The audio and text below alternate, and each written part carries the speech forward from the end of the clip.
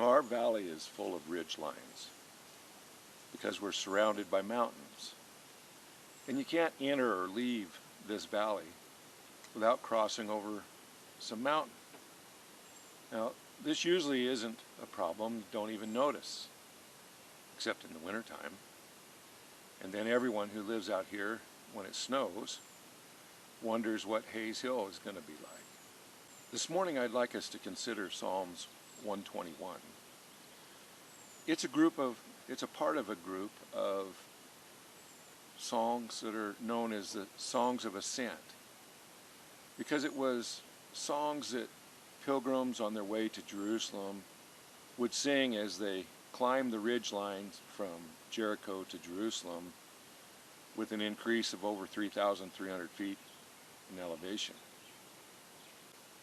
Psalms 121 verse 1 says, "I lift up my eyes to the hills. Where does my help come from?" The hills are the obstacle. They're the adversity.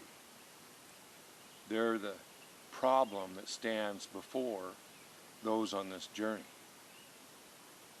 The question, where does my help come from, is not so much a question of wonderment, but it's a position to launch the answer. Verse 2, "My help comes from the Lord, the maker of heaven and earth." The psalmist declares the source of his help. Now this confronts us with a question. When we face obstacles and adversity, things that cause anxiety, things that are bigger than us, where do we turn for help? The psalmist goes on to share with us some more information about his choice. Verses 3 and 4. "He will not let your foot slip. He who watches over you will not slumber. Indeed, he who watches over Israel will neither slumber nor sleep." No, it's the Lord who keeps us from slipping or stumbling. In mountainous terrain, slipping or stumbling off the trail is a very real danger. But the Lord is able to keep us. The psalmist repeats the fact that the Lord doesn't slumber or sleep, that he's continually watching over us. There are those that are watching their investments during this time of financial anxiety. They're watching constantly the stock prices, the prices of precious metals and commodities, trying to guard their investment and keep it. Have you considered the fact that the Lord has invested everything in you? He's invested everything in us. And he's more than able to keep us no matter what financial situations, world situations, adversity and obstacles that we face. He can keep us. The psalmist goes on to assure us of this in verses 5 and 6. "The Lord watches over you. The Lord is your shade at your right hand. The sun will not harm you by day, nor the moon at night." Day and night, he covers us. This is reminiscent of when the Lord kept Israel as he delivered them from Egypt and brought them through the desert. He covered them with a cloud by day and fire by night. He maintained their safety even though Israel pursued them. He kept them through situations that were much too big for them. As we get older and wiser, through the experiences that we've gone throughout our life, oftentimes our perception grows clearer. And as we look back on situations and things that happened in our life, we have a greater understanding of what was really going on.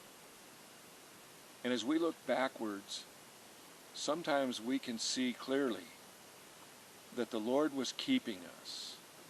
He was protecting us. He was providing for us. He was making a way for us, even though at the time we were completely unaware of it. And yet He has kept us. You know, there's an old song, count your blessings, name them one by one. This instruction, if followed, can encourage us and uplift us. It's the same for remembering those times that the Lord has kept us. So can I suggest to you that in the week to come, if you're feeling anxious or down, stop and take the time to think about and remember those things that the Lord has already brought you through, those obstacles that were too big, those times that He protected you, those times that He provided for you, those times that He made a way when it seemed there was no way, and yet He's brought you through. Remember those times as you go forward. This psalmist, as he concludes, verses 7 and 8, says this: the Lord will keep you from all harm. He will watch over your life. The Lord will watch over your coming and going, both now and forevermore. You know, in these verses, the psalmist has declared 5 times the Lord watches over us. He mentions our coming and going, the normal routine of life, the essential things we have to do. For some, during this time, just going out to the grocery store and seeing everybody wearing masks causes anxiety. For some, not being able to go to work or do the things that you would normally do causes anxiety. Just the coming and going.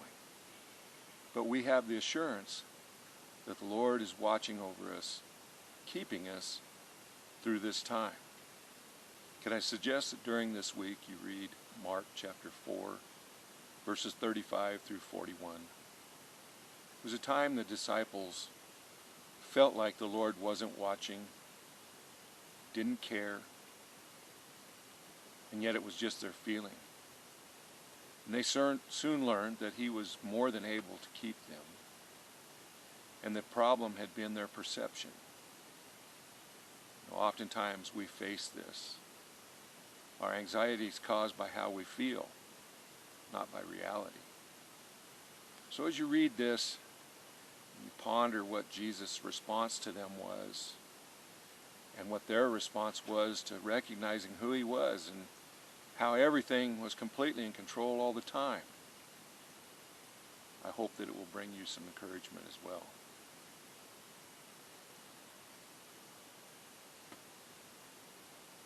We need to consider this truth and to meditate on it often, that the Lord is in control, that He is watching out for us, that no situation that we face is too big for Him, that He's continually caring for us. He has a plan.